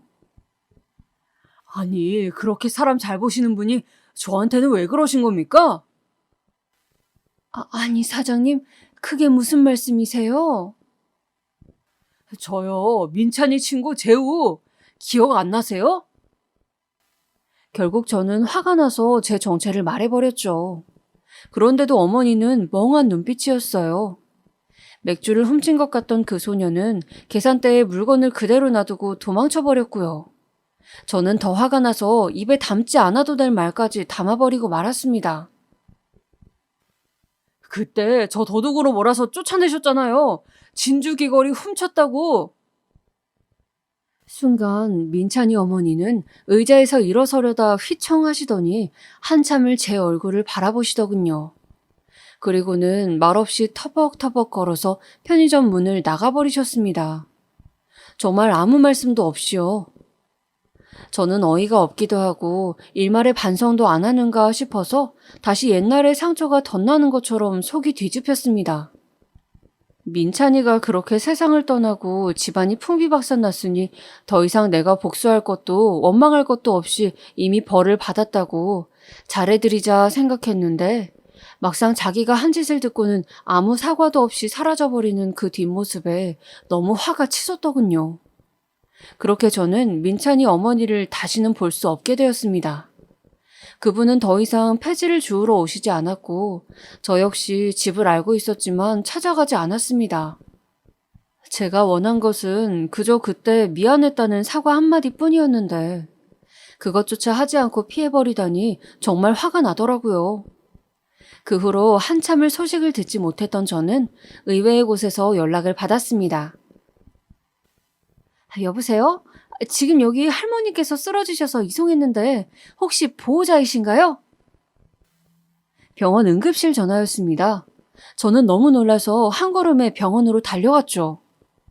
그곳에는 보지 못한 시간 동안 식사를 거의 안 하셨는지 뼈만 남은 채 겨우 숨을 쉬고 있는 민찬이 어머니가 계셨습니다. 영양실조라고 하더군요. 저는 어쩔 수 없이 한숨을 쉬면서 그분을 입원시켜드리고 입원비도 내줬습니다. 그리고 정신을 차린 그분께 화를 냈죠. 아니, 저한테 사과도 안 하고 그렇게 가셨으면서 이런 모습으로 아프시면 어떡해요? 네? 민찬이가 이런 모습 보면 뭐라고 하겠냐고요? 미안하다, 재우야. 내가 미안해서 말을 못하겠어서 폐지 받으러 갈 수도 없고 그저 죽고 싶어서 그랬어. 재우야, 내가 잘못했다. 어린 너에게 그런 상처를 주고 집이 망했을 때, 민찬이가 죽었을 때 나는 그때 눈물을 흘리며 쫓겨나던 너를 생각하며 그 죄를 받는 것은 아닐까 오래오래 생각했단다. 저는 그 말을 듣자 머릿속에서 팽팽하게 활시위를 당기고 있던 분노의 감정이 뚝 하고 끊어지는 것을 느꼈습니다. 저를 완전히 잊고 무시당했다고 생각했는데 아니었어요. 민찬이 엄마는 절 기억하고 있었습니다.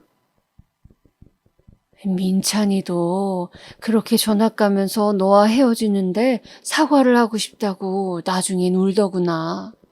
그래서 우리가 편지도 보냈었는데 혹시 받지 못했니? 그 후로 오랫동안 민찬이는 널 준다면서 학용품을 모아두곤 했어. 편지? 그런 건 받지 못했습니다. 아마도 술주정뱅이 아버지가 대충 어디 처박아 두었거나 버렸을 확률이 높았죠. 저는 그런 일이 있는 줄도 모르고 평생을 민찬이와 엄마를 원망하면서 그 원동력으로 성공을 향해 달렸는데 혼란스러웠습니다. 그렇게 저는 아무 말도 하지 못하고 병실을 나섰습니다. 그런데 일주일쯤 지났을까 회복해서 퇴원했다며 민찬이 어머니가 가게로 들르셨더군요. 민찬이 유품 중에서 전해주고 싶은 게 있다고요. 그것은 지나간 우리의 세월을 말해주듯 빛바랜 작은 종이 상자였습니다. 저는 어머니가 돌아가시고 난 후 그 상자를 열어보았습니다. 상자 안에는 알록달록 온갖 모양의 지우개가 가득했어요. 민찬이가 저에게 처음 친구하자고 하면서 우주선 모양의 지우개가 마음에 쏙 든다고 했었는데 이 자식이 이사가서 제 생각이 날 때마다 다양한 모양의 지우개를 사모았던 것이었습니다. 나무 모양, 탑 모양, 로봇 모양.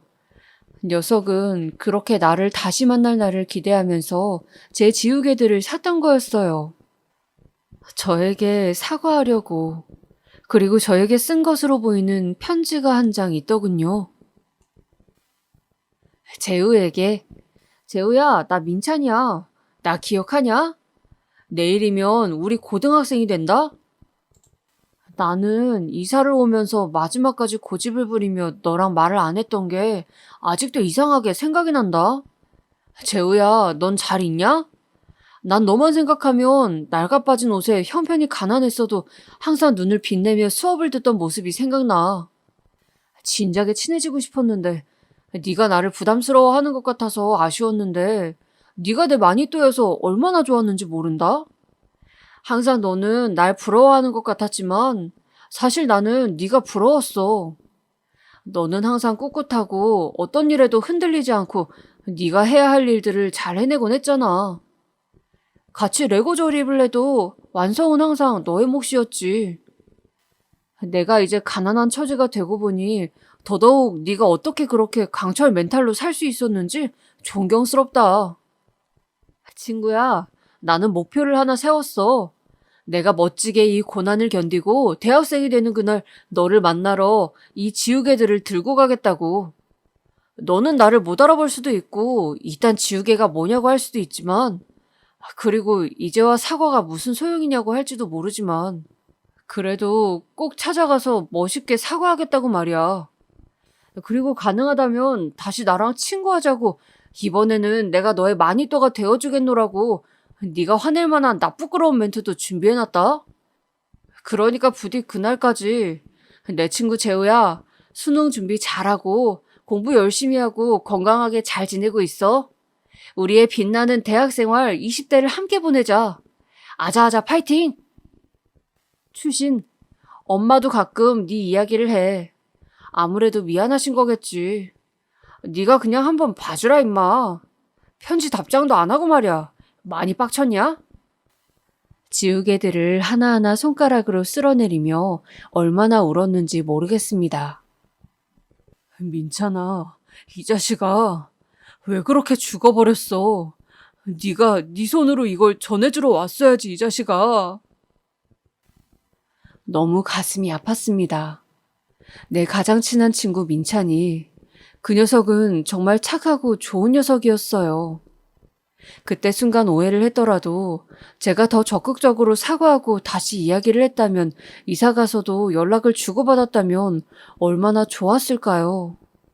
민찬아. 다음날 어머니의 집으로 찾아갔습니다. 그리고 민찬이가 준 선물값이라며 100만 원을 드렸습니다. 어머니는 안 받는다고 손사래를 치셨지만 저는 공짜로 드리는 게 아니고 편의점에 소일거리 할 아르바이트 자리를 드릴 테니 하루에 3시간 정도 제 일을 도와주시라고 했어요. 민찬이의 가장 친했던 친구로서 친구 어머니를 챙겨드리는 것이니 부담 가지실 것 없다고 말씀드렸습니다. 저를 아들 대신으로 생각하시고 앞으로 제가 여력 닿는 데까지 어머니를 챙겨드리겠다고요. 그리고 마지막으로 한마디를 덧붙였죠. 민찬이 어머니, 어머니의 그 말 한마디가 지금까지 저를 살아오게 한 원동력이 되었어요. 한때 많이 원망했고 억울했지만 저 누구에게도 그런 소리 듣지 않으려고 악착같이 대학 가고 대기업 다녀서 결국 사장님이 되었습니다. 포기하고 싶은 순간 언제나 그 말을 되새기면서 다시 일어났어요. 제 현실을 일찍 깨우쳐 주셔서 감사드립니다. 그리고 민찬이 같은 좋은 녀석을 낳아주셔서 감사드립니다.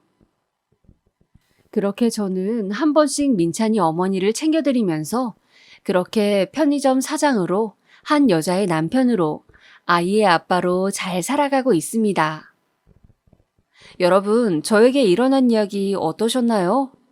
저는 이렇게 털어놓으니 한결 홀가분하고 좋습니다. 모쪼록 여러분도 마음속에 담아둔 이야기 쌓아두지 마시고 저처럼 한 번씩 털어놓으시면서 지금 현실이 힘들더라도 희망을 가지고 열심히 길을 찾으시길 바랍니다. 혹시 여러분을 업신여기거나 함부로 여기는 말이 있다면 저처럼 그 말을 삶의 원동력으로 삼아보면 어떨까요? 그럼 오늘도 편안한 하루 보내세요.